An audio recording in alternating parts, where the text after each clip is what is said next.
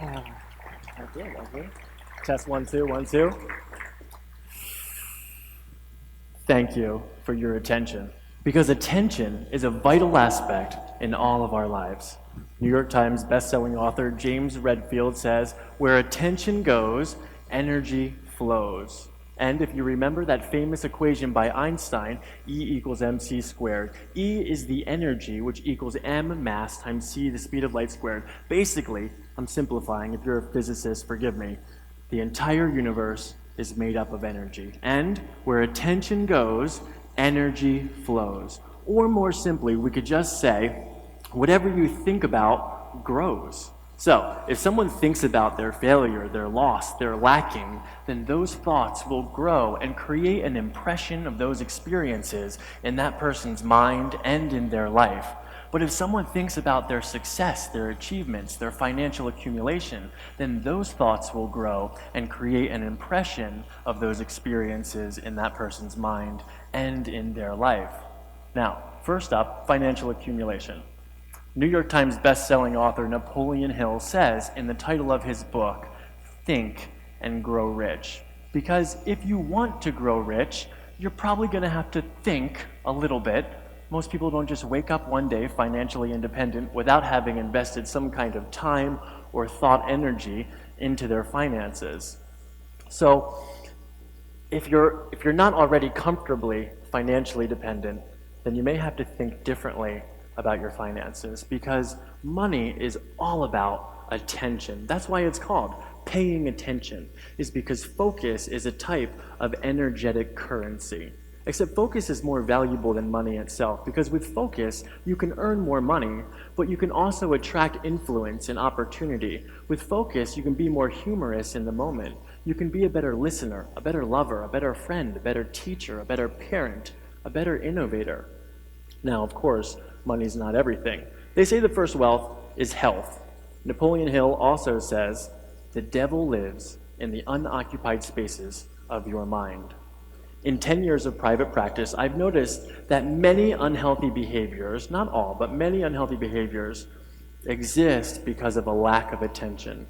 Whether it's a lack of attention to the underlying emotions that cause the unhealthy behavior, or a lack of focus in the moment that someone is making the decision to act in an unhealthy way, or a lack of attention to how the body feels after someone makes an unhealthy decision. Either way, it's a lack of attention. So if you're not as healthy as you want to be, you may have to think differently about health.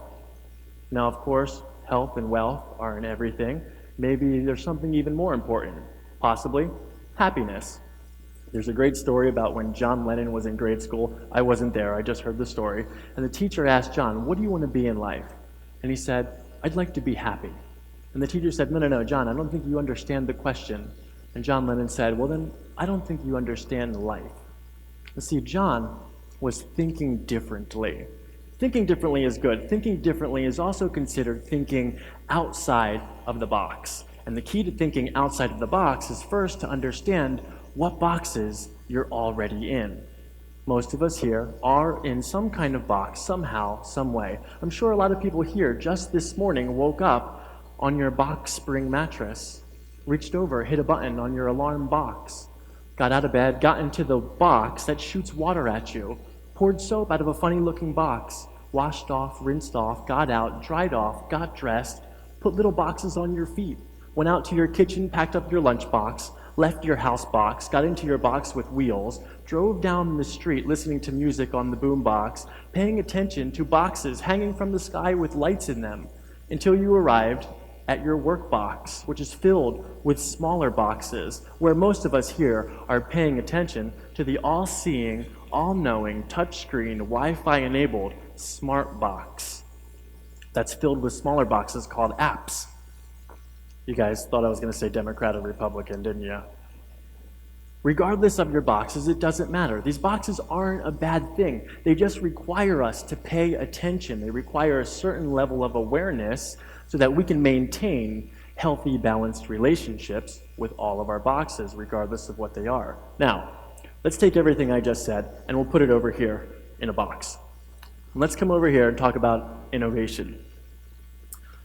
In 1922, historians William Ogburn and Dorothy Thomas began a discussion regarding something called the phenomenon of simultaneous discovery. This is when more than one person has the same idea at the same time in completely different locations. For example, in the late 1600s, a man named Gottfried Leibniz and Isaac Newton both developed theories. That's right, they did. They both developed theories on calculus. In the late 1800s, a man named Alfred Wallace and another man named Charles Darwin developed theories on evolution. There are at least 3 different mathematicians who claim to be the sole inventor of decimal fractions. The molecule oxygen was discovered independently in a lab in Sweden and also one in England. Logarithms were invented by 2 different mathematicians, one in Switzerland, one in Britain. Color photography was invented nearly simultaneously in 2 different places in France. Typewriting machines were invented by multiple people in Europe at the same time as it was being invented by multiple people in America. My personal favorite, in the late 1800s, 2 men began using spinal manipulation therapy in their healing and medical practices. One of them was named A.T. Still, who would later become the father of osteopathy, and the other was D.D. Palmer, who would later become the father of chiropractic. Neither of them had ever met or knew anything about the other person. This is where it gets a little bit more strange. In the year 1609, there were 4 independent discoveries of sunspots, namely by Galileo in Italy, Scheiner in Germany, Fabricius in Holland, and Harriot in England. In the year 1847, there were 4 different developments of the law of conservation of energy. And they were by Joule, of course, and also Thomson, and Colding, and also Helmholtz, all at the same time.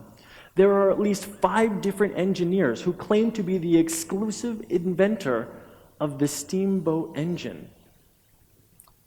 There are at least 6 different claimants to the invention of the thermometer, and there seem to be no less than 9 people who claim to have invented the telescope. These are people pretty much showing up at a patent office at the same time with the same idea, completely different locations, without knowing each other whatsoever.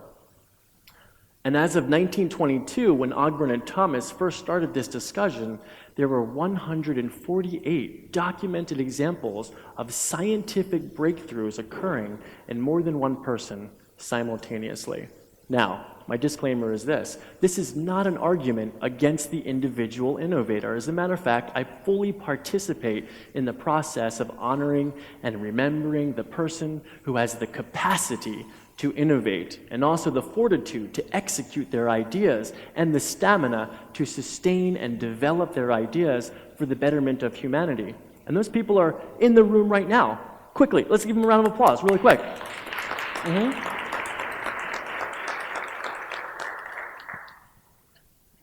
But the phenomenon of simultaneous discovery is inviting us to consider another possibility. The possibility that there is a matrix of ideas that we all have access to, that there is a cloud of thoughts that we're all using to think. And when someone is focused on an idea that is still developing, it moves the energy into the form of innovation. Now, let's review a little bit. Where attention goes, energy flows. That's like output on the individual level.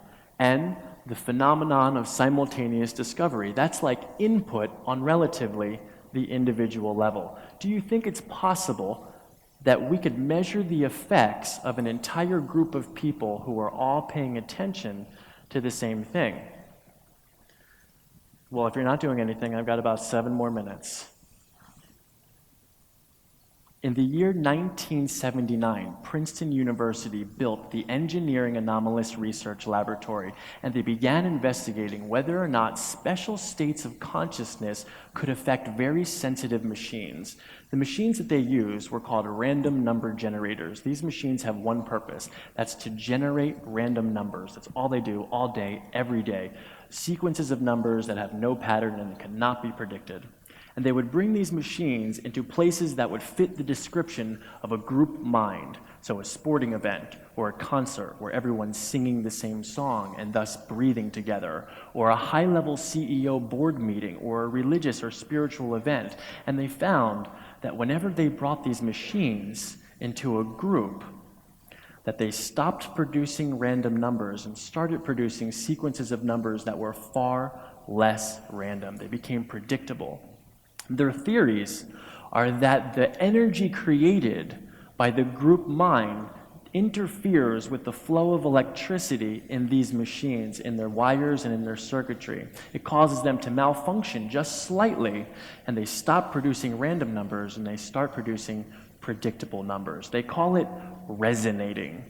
And they collect hundreds of sets of data over the years, proving that we are absolutely having the ability to affect these machines just by paying attention. And then by the year 1997, they had built an entire network across the globe of random number generator centers, and they started measuring whether global shifts in consciousness could affect this network as a whole. And what they found was that whenever everyone in the world was paying attention to the same thing, the random number generators would respond accordingly. So during critical moments in the O.J. Simpson trial, there were peaks in the data. During Princess Diana's death and funeral, there was peaks in the data identifying resonating. And if you're following along chronologically, the morning of 9/11. The evidence, as they say, is indisputable. But then, 3 days later, is when everything changed. On September 14th, 2001, the entire world gathered in prayer and extended periods of silence. Millions upon millions of people all paid attention to thoughts of peace, harmony, unity, and remembrance. And the machines on that day behaved exactly opposite the way they did 3 days earlier. So, where attention goes, energy flows, and there are potential breakthroughs in a cloud around us at all times, and it is fairly evident that if we all pay attention to the same thing, we can push the flow of energy in either direction, depending on whether or not we're paying attention to chaos or peace.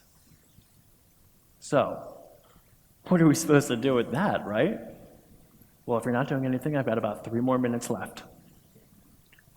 Remarkably, the state of consciousness achieved by the innovator or the teacher or the negotiator, the musician, the artist, the peaceful parent is remarkably similar to the state of consciousness achieved by people participating in group mind. So, follow me. Let's go there right now. If you can, put your feet flat on the ground. If you have something in your hand, it's better to put that down. Place your hands in your laps. Put your right palm facing down, your left palm facing up. Allow your feet and your legs and your hands to relax. Allow your shoulders to relax. Sit back in your chair and keep your spine straight up, as erect as you can, and balance your head on top of your shoulders so you're using as little muscular energy as possible. Let your face relax. Allow your face to embody the expression of joyfulness without smiling. Place the tip of your tongue on the roof of your mouth behind your teeth. You can get there very easily by swallowing. And if you want to, if you feel comfortable, close your eyes. Begin noticing how your breath is moving your body.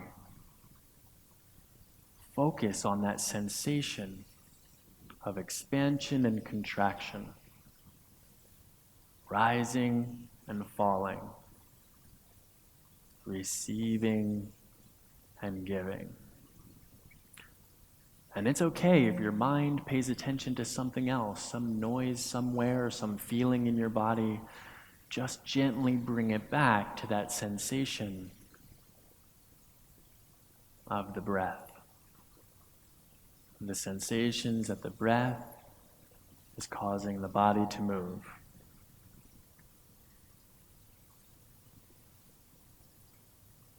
Again and again, every time your mind wanders to something else, continue to focus just on that sensation of breathing. I thought it would be a little bit ironic to come to a TEDx talk where the theme was innovation and talk about something that they've been doing literally for 10,000 years.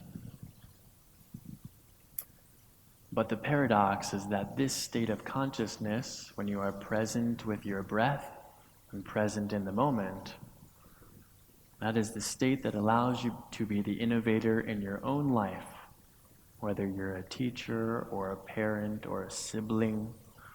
Whatever role that you play, this is the state that allows you to become the innovator in your own life. Very simply, just noticing the breath, the sensation of air as it passes by your nostrils, the sensation of air as it passes by your lips. And you don't have to push your breath, you don't have to pull it. It knows what to do. Just continue noticing the sensations. Let's do that a couple times silently.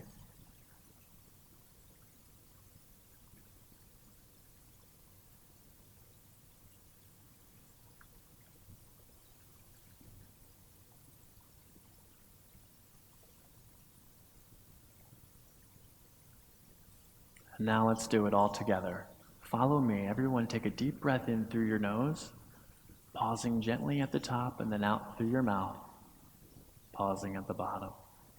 2 more. In through the nose, pausing and out through the mouth. 1 more. Slowly. In through the nose, pausing and then out through the mouth. And then just continue normal breathing. And slowly open your eyes. And now, continue paying attention because you're innovating your life. Thank you.